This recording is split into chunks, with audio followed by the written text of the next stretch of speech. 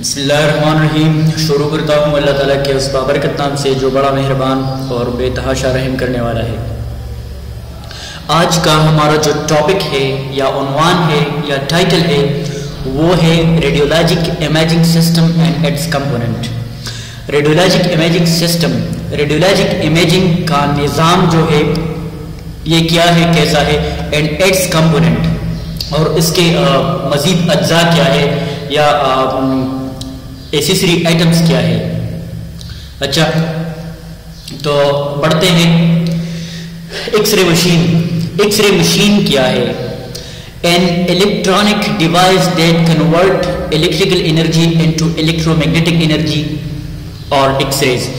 ये एक electronic device है या एक आला है जो कि इलेक्ट्रिकल एनर्जी को कन्वर्ट कर देता है किस चीज में? इलेक्ट्रोमैग्नेटिक एनर्जी या एक्सरेज में। There are 4 main components of an x ray imaging system. यहाँ पे 4 अज्जा है, 4 कंपोनेंट्स है या 4 एक्सेसरीज है या 4 आइटम्स है of an x ray imaging system, x ray imaging system की। सबसे पहले आते हैं एक्सरे ट्यूब। एक्सरे ट्यूब एक वाइटल चीज है। ये बहुत आम होता है एक्सरे मशीन में या रेडियोग्राफिक इमेजिंग सिस्टम में। नंबर 2 है ऑपरेटिंग कंसोल, ऑपरेटिंग कंसोल और control room. Number 3 the high voltage generator, high voltage generator. जबकि चौथा है एक्सरे टेबल और काउच, एक्सरे टेबल और couch. Now there are many types of x ray machines. For example diagnostic और plain radiography और plain radiographic x ray machine. Diagnostic और plain radiographic x ray machine ये जो आम तौर पर या रोजमर्रा जिंदगी में हम इस्तेमाल करते हैं हॉस्पिटल्स में या अदर रेडियोलॉजिकल सेटअप्स या क्लिनिक्स में। Tomography x ray machine, tomographic x ray machine का मतलब यही है सीटी स्कैन। सीटी स्कैन का जो तरीकेकार है या इमेज फॉर्मेशन है वो एक्सरे से कुछ हट कर है और बढ़कर है, लेकिन प्रिंसिपल जो है इसका तरीकेकार जो है ये इसकी उसूल जो है तो वो एक्सरे मशीन के बेस पर है, एक्सरे से, इसलिए हमने यहाँ पे ये डाला गया है। Tomography x ray machine, portable x ray machine, fluoroscopic और डायनेमिक एक्सरे मशीन। फ्लोरोस्कोपी और डायनेमिक मतलब ये जो हम फ्लोरोस्कोपी करवाते हैं मुख्तलिफ किस्म के प्रोसीजर से in the form of video we capturing or we taking the multiple images during the procedure। और नंबर 5 है डेंटल एक्सरे मशीन। ये जो है ये इसके जो शेप्स है या तरीकेकार है, इमेज फॉर्मेशन है, ये मुख्तलिफ होते हैं, लेकिन प्रिंसिपल जो इसके बुनियादी प्रिंसिपल या उसूल है ये एक्सरे के प्रिंसिपल्स पे काम करते हैं। अच्छा, अब ये क्या है? ये एक प्लेन रेडियोग्राफिक सेटअप है, एक्सरे मशीन है। यहाँ पे अगर हम देखें तो ये फ्लोर माउंटेड अटैचमेंट है। ये जो ऊपर लगा हुआ होता है सीलिंग में तो इसको हम सीलिंग माउंटेड कहते हैं। ये जो है फर्श पर ये अटैच है, ये पिलर आप देख सकते हैं ये फ्लोर पे अटैच है, और ये एक्सरे ट्यूब के साथ जो पिलर है ये भी फ्लोर पे है तो इसको हम फ्लोर माउंटेड कहते हैं। ये है बग्गी, बग्गी इसमें हम डिजिटल कैसेट या आईपी इमेजिंग प्लेट या आईआर इमेजिंग रिसेप्टर अनलोड और रीलोड करवाते हैं। इसके बाद जो दूसरा पार्ट है इसका ये एक्सरे ट्यूब है। यहाँ हम देख सकते हैं ये क्या है, ये है एक्सरे ट्यूब। एक्सरे ट्यूब इसके साथ ये है कोलिमेटर। कोलिमेटर के पर्पस हम आगे बढ़ेंगे इंशाल्लाह। ये है कोलिमेटर और ये है इसके नॉब्स। नॉब्स यहाँ से हम कोलिमेशन एडजस्ट कर पाते हैं। और ये है काउच और टेबल। ये काउच है, पेशेंट काउच या टेबल है, और ये यहाँ पे काउच के नीचे ये जो आप देखते हैं इसको हम बग्गी कहते हैं या कैसेट प्लेसमेंट हम कह सकते हैं, जहाँ पर जिस तरह कोई स्टैंडिंग प्रोसीजर हो, चेस्ट वगैरह हो या कोई और प्रोसीजर हो तो हम स्टैंडिंग में करवाते हैं। अब अगर कोई पेशेंट आ जाए जिसका प्रोसीजर हमने लेट कर करवाना हो, जिस तरह कि यूबी हुआ या कोई फार्म इंजरी आ जाए, आरटी आ जाए जो कि खड़ा नहीं हो सकता वो पेशेंट, इसको हम यहाँ टेबल पे लेटा देते हैं और यहाँ पे हम केसेट फिर प्लेस इन कर देते हैं। तो ये केसेट और टेबल के बीच जो होता है इसको हम ग्रिड कहते हैं। ग्रिड और इसके यूज भी हम आगे इंशाल्लाह पढ़ेंगे। तो ये एक रेडियोलॉजिकल सेटअप है।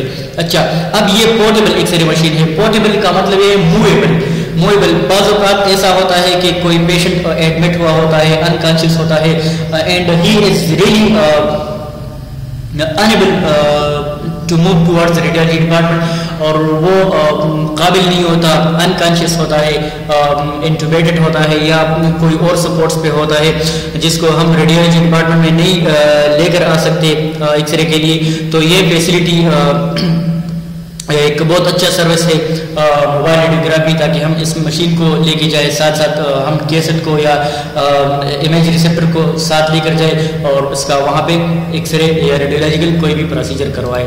अच्छा, अब x-ray tube, it is the main part of the x-ray machine. ये एक्सरे मशीन का एक खास हिस्सा है। It has internal and external components और इसके फिर मजीद अज्जा है। इंटरनल जो एक्सरे ट्यूब के अंदर लगे हुए होते हैं एंड एक्सटर्नल और उसके जो बैरूनी सतह पर लगे हुए होते हैं। The external structure of it, इसके जो बैरूनी सतह है स्ट्रक्चर है थ्री पार्ट्स, इसके तीन हिस्से हैं। फिर external parts are the support structure. क्या है? द सपोर्ट स्ट्रक्चर है विच प्रोवाइड, मतलब ट्यूब के इर्द गिर्द एक सपोर्ट स्ट्रक्चर होता है which provide support to tube, जो कि एक्चुअल ट्यूब को ये सपोर्ट फराहम करता है ताकि इस पर क्रैक्स ना लग जाए, अल्लाह ना करे अगर ये गिर जाए तो ये मिसहैंडल ना हो जाए या ब्रेक डाउन इसका ना हो जाए। इट्स सो हेवी, ये बहुत हेवी होता है। Therefore it need support.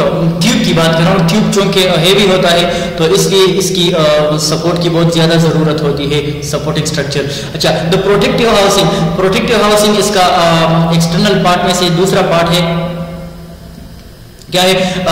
which is made up of the metal housing and cover the tube which acts as the barrier against the radiation exposure। ये metal से बना हुआ होता है और ये ट्यूब को कवर कर देता है, जो कि साथ साथ ये काम भी करता है कि रेडिएशन एक्सपोजर से या इसके नुकसानात से एटमॉस्फेयर को बचाता है। तीसरा नंबर है the window, number third the window which is made up of housing which is made in the housing, जो कि ये जो हाउसिंग होता है इसमें बनी हुई होती है where the useful or primary X-ray beams emit, जिसमें से या जिसके जरिए प्राइमरी एक्सरे बीम्स निकल जाती है, एमिट करती है and strike with the patient और पेशेंट के साथ टकरा जाती है। अच्छा, आप देख सकते हैं एक्सरे ट्यूब, यहाँ पे हम देख सकते हैं कि ये एक्सरे है, ये जो नीला कलर का है लाइट ब्लू, तो ये क्या है? ये यूजफुल एक्सरे बीम है। ये यहाँ से निकलकर इस विंडो के जरिए देखते हैं आप, ये ट्यूब विंडो या ट्यूब विंडो हम कह सकते हैं या हम कह सकते हैं तो एक्सरे विंडो या इसको हम एक्सरे अपर्चर भी कह सकते हैं। मतलब ये एक शेप होता है, रेगुलर शेप होता है, ट्रायंगुलर भी हो सकता है, सर्कुलर भी हो सकता है, स्क्वायर भी हो सकता है ये हाउसिंग में। तो इसके जरिए से ये एक्सरे निकलकर पेशेंट के साथ स्ट्राइक करते हैं। अच्छा, और भी इसमें बहुत सारे कंपोनेंट्स हैं जो कि अब मजीद पढ़ेंगे। एनोड है, ये क्या है? ये एनोड है, एनोड पे प्लस चार्ज है, हम अभी पढ़ेंगे इंशाल्लाह। ये फोकसिंग कप है, ये इलेक्ट्रॉनिक फोकसिंग कप है। ये फिलामेंट है, फिलामेंट एक मेटालिक ऑब्जेक्ट है जो कि हीट अप होकर इससे इलेक्ट्रॉन इमिट कर देती है। आप देखते हैं ये यहाँ पे गर्म हो जाता है, हीट अप हो जाता है, तो यहाँ से इलेक्ट्रॉन निकलकर टारगेट पर टकरा जाता है और यहाँ से फिर एक्सरे प्रोड्यूस होकर इस ट्यूब विंडो के जरिए से निकलकर पेशेंट के साथ इंटरेक्ट करती है। ये ग्लास एनवेलप है और ये वैक्यूम है, इंटरनल स्ट्रक्चर है, ये कॉपर स्टेम है। एक ग्लास एनवेलप ये भी एक शेप है, एक हाउसिंग है इसका, जो कि ट्यूब के इर्द गिर्द इसको प्रोटेक्टिव लेयर भी हम कह सकते हैं या सपोर्टिव लेयर भी हम कह सकते हैं। ये फोकल स्पॉट, ये फोकल स्पॉट है, focal spot. Tungsten target, target भी हम इसको कह सकते हैं या फोकल स्पॉट। इसमें से एक्सरे प्रोडक्शन होती है। अच्छा, तो इंटरनल कंपोनेंट्स, अब इंटरनल या अंदरूनी साख्तें क्या है? द कैथोड, द कैथोड ये हमने पढ़ा कि ये एनोड है, ये एनोड आप देख सकते हैं, और ये वाला जो है ये कैथोड है। तो कैथोड पे माइनस चार्ज है और एनोड पे पॉजिटिव चार्ज है। Cathode is the negative side of x-ray tube. देखते हैं आप, ये एक नेगेटिव साइड है एक्स रे ट्यूब की। X ray tube and has two parts, a filament and a focusing cup. और इसके फिर दो अज्जा है या दो हिस्से हैं। It has two parts, the filament है और फोकसिंग कप है। इस डायग्राम में आप देख सकते हैं कि ये फिलामेंट है, फोकसिंग कप है, ठीक है, ये फोकसिंग कप है और ये जो है ये फिलामेंट है।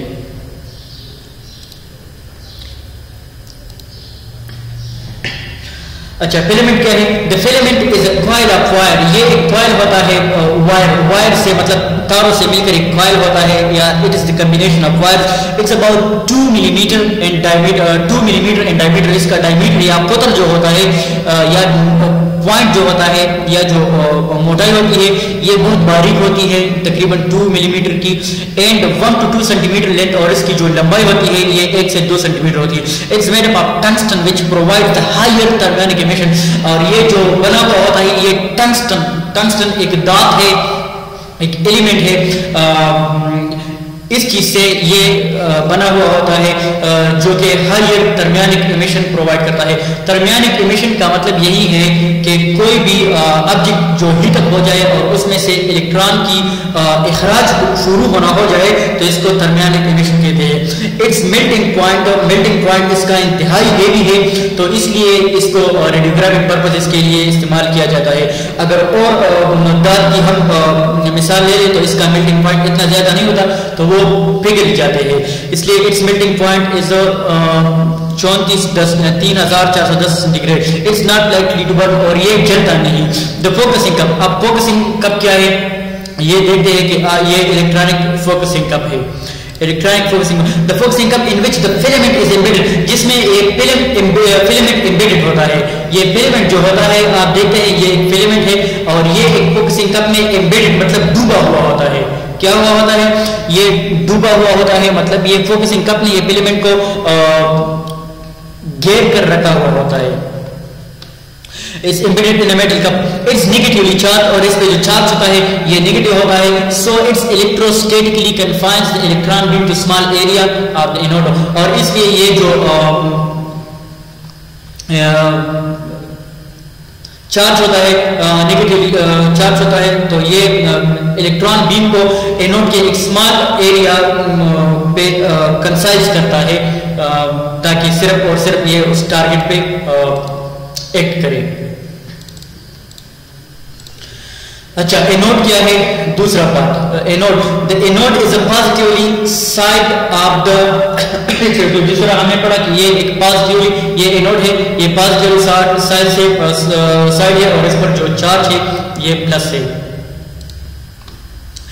Anode is a positive side of x-ray tube. It has two types, stationary and rotating anode, और इसके दो एग्जाम होते हैं एनोड के। एक स्टेशनरी मतलब साकिन एनोड होता है और दूसरा सर्कुलेटिंग और rotating anode. Stationary anode is used in dental x-ray machine, और स्टेशनरी एनोड जो यूज होता है वो डेंटल एक्सरे में, मोबाइल एक्सरे में, जिस तरह हमने डायग्राम में दिखाया कि portable machine, and other units in which the high tube current और पावर इज नॉट रिक्वायर्ड, जिसमें इतना ज्यादा पावर रिक्वायर्ड नहीं दरकार होता हो, जो कि रेड लीग जिस पर हमने रेडियोग्राफिक प्रोसीजर करवाना होता हो, तो इसमें स्टेशनरी एनोड यूज होता है। व्हाइल रोटेटिंग और circulating anode is used in general x-ray tube, और आमतौर पर जो हॉस्पिटल्स में एक्सरे ट्यूब्स लगे हुए होते हैं, सीलिंग माउंटेड और फ्लोर माउंटेड, तो इसमें कौन सा वाला एनोड होता है? इसमें सर्कुलर या रोटेटरी एनोड होता है, क्योंकि वहां पे वर्कलोड बहुत ज्यादा होता है।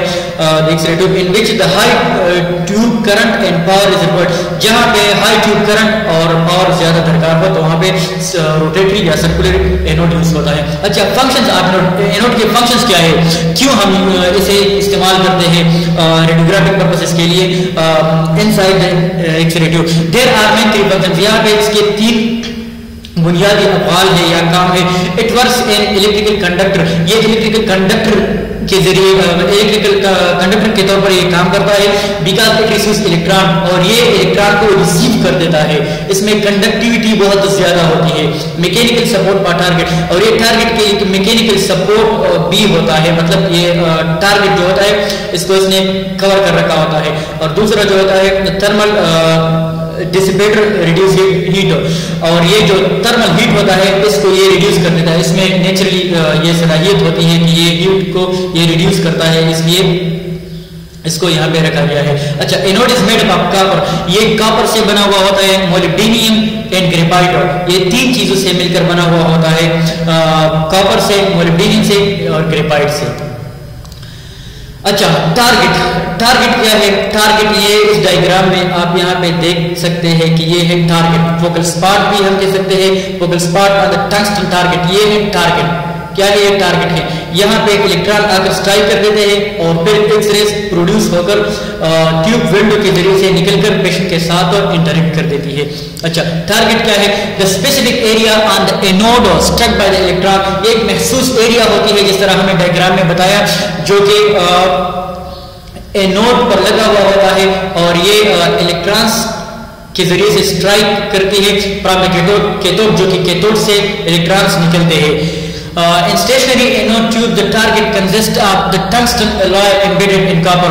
In stationary anode tube जो होते हैं उसमें टारगेट मुश्तमिल होता है टंगस्टन पे, embedded in copper, वो टंगस्टन का एक छोटा सा टुकड़ा होता है जो कि कॉपर के एक ट्यूब में लगा हुआ होता है। इस डायग्राम में आप देख सकते हैं या इस डायग्राम में आप देख सकते हैं, ये ऊपर वाला जो है ये स्टेशनरी एनोड है, ये भी स्टेशनरी एनोड है। तो इसमें आप ये जो टुकड़ा टंगस्टन का देखते हैं तो ये एक कॉपर का ट्यूब है, इसमें एम्बेडेड का मतलब है कि ये नसब हुआ होता है कॉपर के इस दांत में, इस ट्यूब में या इस स्ट्रक्चर में।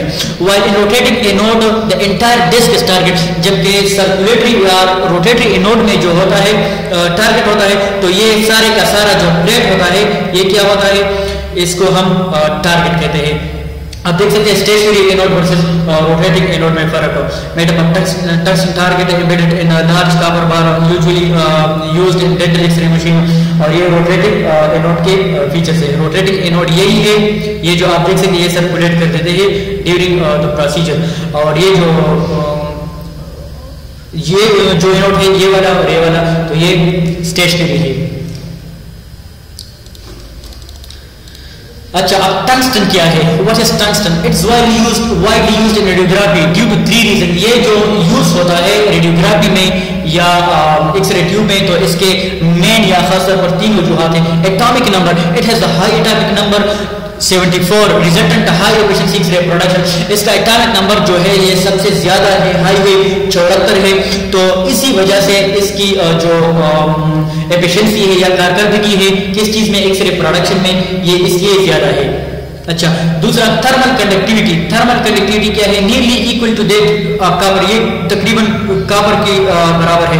It's the efficient metal for dissipating the heat produced, इसकी थर्मल कंडक्टिविटी जो है ये कॉपर की बराबर है, लेकिन इसको इसलिए यहाँ पे रखा गया है क्योंकि ये जो हीट प्रोड्यूस होता है इसको ये रिड्यूस कर देता है कि कोई ब्लास्ट ना हो जाए या कोई नुकसान ना पहुंचे एक्स-रे ट्यूब को, क्योंकि ये जितना हीट प्रोड्यूस हो जाता है इनसाइड एक्स-रे ट्यूब, तो एक्स-रे ट्यूब का जो है ये फेलियर हो जाता है, मतलब ये फेल हो जाता है, काम करना छोड़ देता है, या इसका जो एफिशिएंसी है ये कम पड़ जाती है, लाइफ स्पैन इसकी कम पड़ जाती है।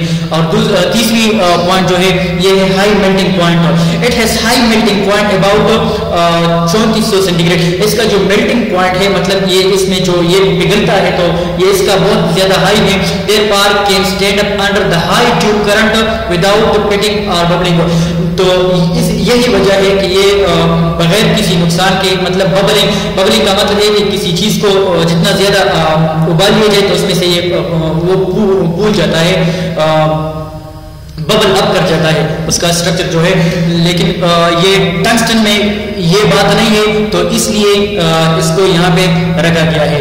इसका मेल्टिंग पॉइंट ये बहुत ज्यादा है।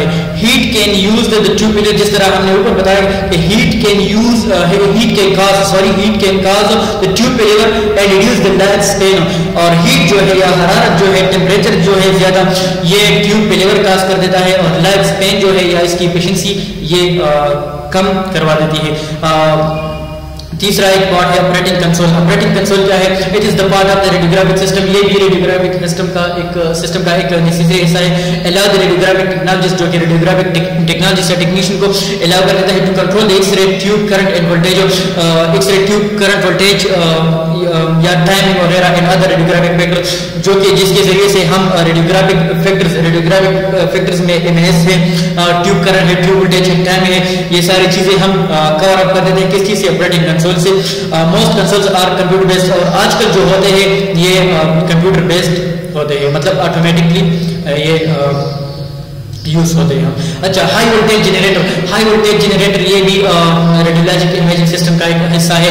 तो ये क्या है और इसके इस्तेमाल क्या है? The high voltage generator of an x ray imaging system is responsible for increasing the output voltage from the auto transformer to the KP necessary for the x-ray production. X-ray production के लिए हमें बहुत ज्यादा एनर्जी दरकार होती है। तो so normally जो वोल्टेज होता है इसको कई गुना बढ़ा दिया जाता है। किस चीज के जरिए? हाई वोल्टेज जनरेटर से। तभी ही हम रेडियोग्राफिक इमेज पा लेते हैं या हासिल कर देते हैं। The high voltage generator contains 3 primary parts, और फिर ये हाई वोल्टेज जनरेटर जो है इसके भी 3 पार्ट्स है। द हाई वोल्टेज ट्रांसफार्मर है, द फिलामेंट ट्रांसफार्मर है, और नंबर 3 या तीसरा है रेक्टिफायर।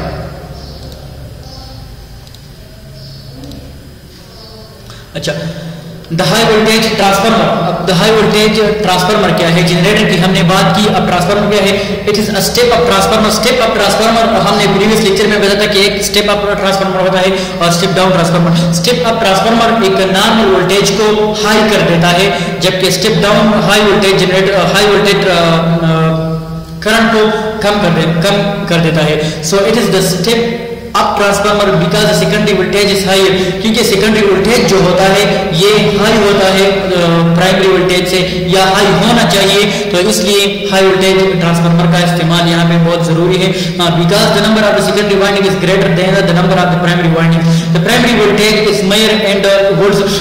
प्राइमरी वोल्टेज जो है वो इसको हम मेजर करते हैं किस चीज में? वोल्ट में। एंड किलोवोल्ट पीक, और उसका जो इकाई बनती है हमारे पास ये किलोवोल्ट पीक है।